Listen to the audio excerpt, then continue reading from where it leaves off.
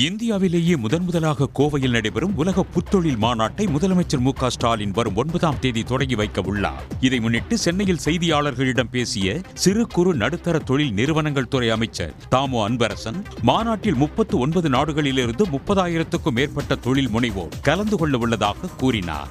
இந்தியாவிலேயே முதன்முதலாக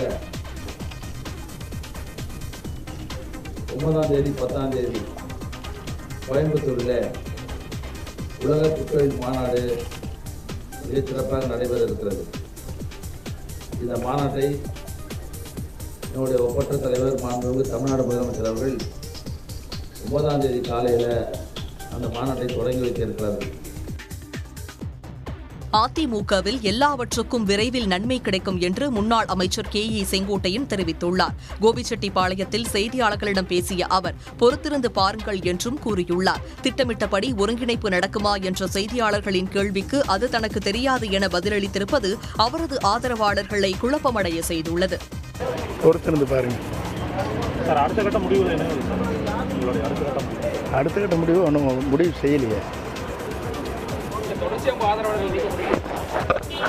செஞ்சுட்டே இருப்பாங்க. எல்லாம் விரைவில் நன்மை நடக்கும்.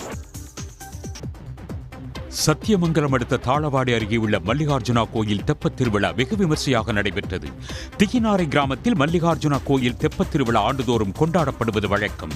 அந்த வகையில் இந்த ஆண்டு நடந்த விழாவில் ரங்கசாமி மல்லிகார்ஜுனா சாமிகளின் உற்சவ சிலைகள் சப்பரத்தில் ஊர்வலமாக கொண்டு செல்லப்பட்டது. பின்னர் தெப்பத்தில் சப்பரம் வைக்கப்பட்டு குளத்தை 3 முறை சுற்றி வழிபட்டனர்.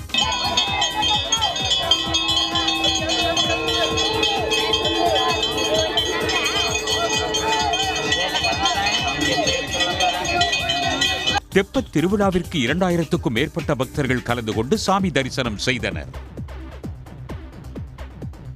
ராமநாதபுரத்தில் இருந்து இலங்கைக்கு கடல் வழியாக 1200 கிலோ பீடி இலைகளை கடத்த முயன்றவரை சுங்கத்துறை அதிகாரிகள் கைது செய்தனர். புதுமடம் கடற்கரை பகுதியில் சுங்கத்துறை அதிகாரிகள் திடீர் வாகன சோதனை நடத்தினர். அப்போது அவ்வழியாக வந்த சரக்கு வாகனத்தை நிறுத்தி சோதனை செய்தபோது அதில் 1200 கிலோ பீடி இலைகள் இருந்தது கண்டுபிடிக்கப்பட்டது. பின்னர் அதிகாரிகள் நடத்திய விசாரணையில் அது இலங்கைக்கு கடத்த முயன்றது தெரிய வந்தது. இதனை அடுத்து பீடி இலைகளை பறிமுதல் செய்த அதிகாரிகள் வாகனத்தை ஓட்டி வந்த சகுபான் அலி என்பவரிடம் விசாரணை மேற்கொண்டு வருகின்றனர். ஓய்வு பெற்ற போக்குவரத்து தொழிலாளிகளின் பணத்தை உடனடியாக வழங்க கோரி திருவண்ணாமலை மாவட்டம் ஆரணியில் இந்திய கம்யூனிஸ்ட் கட்சியினர் கவன ஈர்ப்பு போராட்டம் நடத்தினர். ஓய்வு பெற்ற தொழிலாளர்களின் 20 கோடி ரூபாய் பணம் இன்னும் வழங்கவில்லை என்று அவர்கள் குற்றம் சாட்டியுள்ளனர். தொடர்ந்து 45 நாளாக காத்திருக்கும் போராட்டம் நடத்தி வரும் தொழிலாளர்களுக்கு பணத்தை உடனே வழங்க வேண்டும் என்று அவர்கள் முழக்கமிட்டனர்.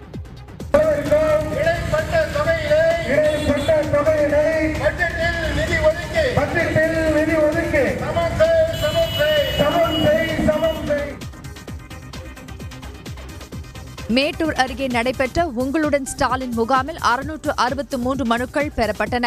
வீரக்கல் புதூர் பேரூராட்சிக்கு உட்பட்ட ராமன் நகர் சமுதாய கூடத்தில் 8 முதல் 15 வார்டுகளுக்கு உங்களுடன் ஸ்டாலின் முகாம் நடைபெற்றது. இதில் மகளிர் உரிமை தொகை, பட்டா மாறுதல், ஜாதி சான்றிதழ், இருப்பிட சான்றிதழ், புதிய குடும்ப அட்டை கேட்டு பொதுமக்களிடம் இருந்து 663 மனுக்கள் பெறப்பட்டது. இதில் ஏராளமான பொதுமக்கள் கலந்து கொண்டு பயனடைந்தனர்.